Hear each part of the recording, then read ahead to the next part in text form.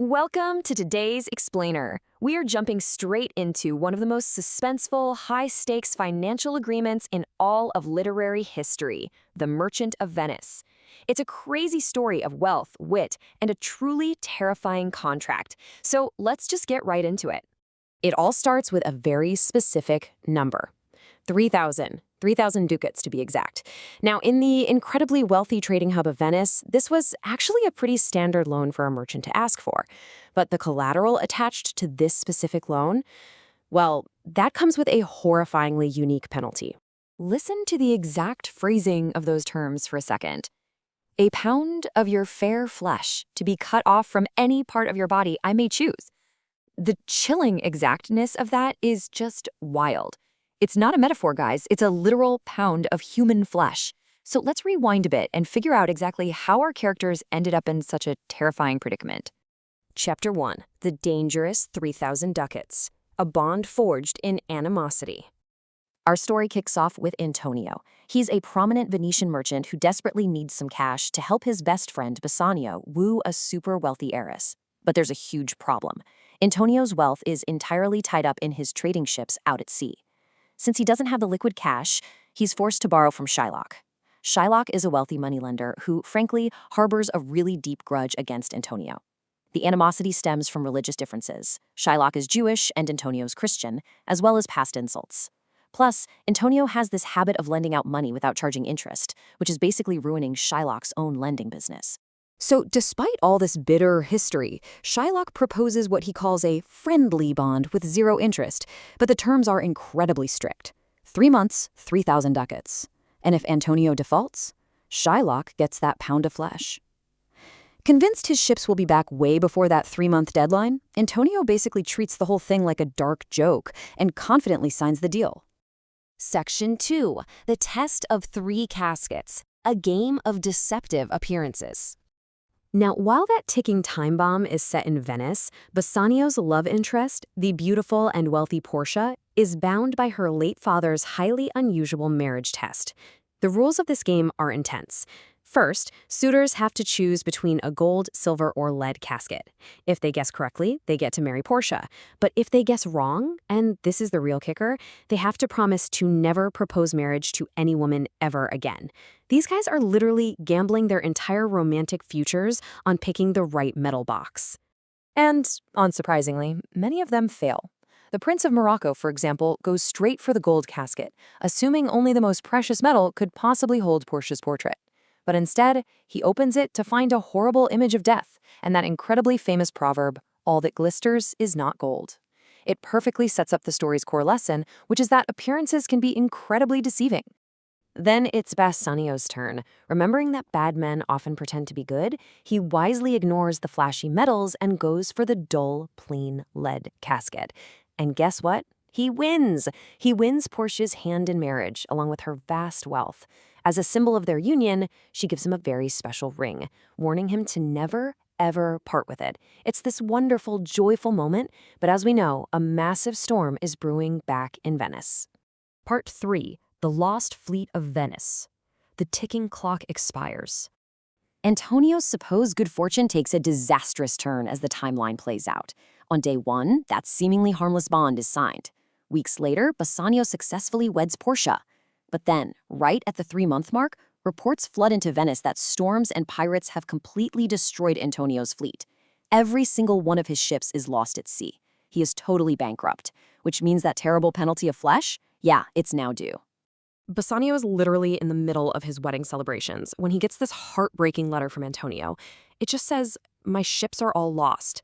I have now to pay the Jew according to our bond." Realizing his best friend is about to die over a debt taken out specifically for him, Bassanio grabs some of Portia's vast wealth and frantically rushes back to Venice. He's making a desperate bid to save his friend's life. Section 4. The Trial for a Life. Mercy versus the Law. We now find ourselves in the courtroom of the Duke of Venice, and this is where the romantic and financial threads of our story violently collide. The big question everyone is asking is, can Antonio actually be saved when the law is absolute? Shylock is there demanding his legal right to the flesh, and he is flat out refusing any cash payouts. So the crucial issue is this. How can you escape an ironclad, legally binding contract without completely destroying the integrity of Venetian law? If the Duke breaks the rules for Antonio, the whole legal and trading system basically collapses. But then, enter an unexpected savior. Portia, heavily disguised as a young male legal expert named Dr. Balthazar, steps into the courtroom. She delivers this beautifully eloquent plea for Shylock to just show some mercy, telling him that mercy brings a blessing both to him who shows it and to him who receives it. It's an incredibly powerful, deeply moving moral argument. Shylock, however, is entirely unmoved. The contrast here is stark.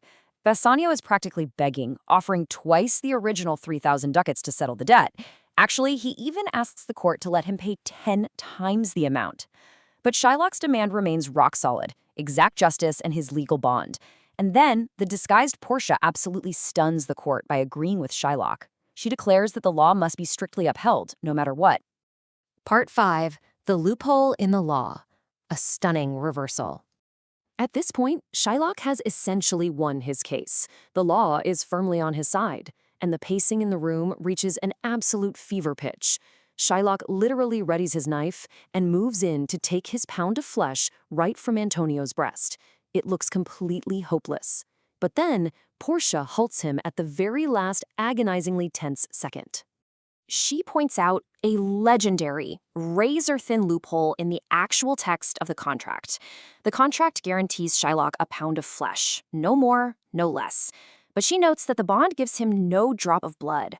If he sheds even a single drop of Christian blood while cutting that flesh, Venetian law dictates that absolutely all of his property will be instantly confiscated by the state. It is a brilliant, highly technical checkmate. Honestly, it's the ultimate reminder to always read the fine print. Our final act, the ring trick resolution, the price of vengeance, and a final jest. Realizing he's completely trapped, Shylock tries to back out and just take the cash, but Portia blocks him. Because he actively plotted against the life of a Venetian citizen, the legal penalties are brutal. Half his wealth goes to Antonio, and the other half goes to the state. He's forced to sign a deed willing whatever he has left to his estranged daughter Jessica when he dies, and, most drastically, he is forced to convert to Christianity. He is left with absolutely nothing but his life, which the Duke mercifully spares. So, following this insanely intense life-or-death trial, the disguised Portia decides to lighten the mood by playing a little trick on her husband. Still in her lawyer getup, she demands payment for saving Antonio. And what does she ask for? The one ring she made Bassanio swear never to part with. Heavily pressured by Antonio, a very reluctant Bassanio caves and hands his marriage ring over to the quote-unquote lawyer. Back in Belmont, Portia decides to have some fun with this. She feigns intense anger over the missing ring, really making Bassanio sweat, before finally dropping the act and revealing her disguise. She hands the ring back, confirming that the brilliant, commanding lawyer was actually his wife all along, and as the cherry on top, she delivers the surprise news that Antonio's lost ships have miraculously returned to port safe and sound, so Antonio is rich once again. We've seen justice served, wealth restored, and lives saved through an incredibly clever disguise. But I want to leave you with a provocative question. Did true mercy ever really make an appearance in that courtroom? Because while Portia so eloquently preached about the divine grace of mercy, the total financial and personal destruction inflicted upon Shylock at the end really leaves us wondering if anyone in Venice truly practiced it. It's a highly complex ending to a brilliantly complex story. So, think about that, and keep exploring the fascinating layers of this classic piece of literature.